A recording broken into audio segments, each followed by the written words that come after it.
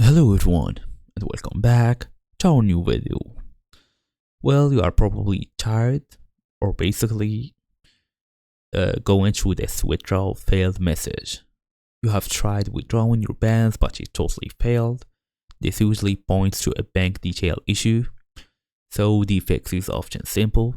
So in today's small tutorial, we're gonna go through how to fix this withdrawal failed message on Vinted, fast and easy as usual. Let's get started. So first and first, we're gonna go to the Vinted app or the Vinted website. It depends on you. So for me, I'm just gonna go to vinted.com. Then all the way here, log in using your email address and password to access your profile.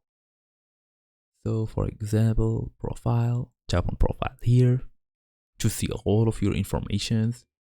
You can also go through settings, then go through payments and check the payouts option.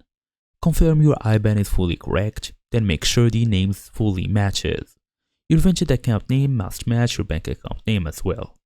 Then check any bank restrictions. Some banks block incoming transfers from certain regions, so keep it in mind. You should also re-add your bank account, then remove the current account, then add it again carefully.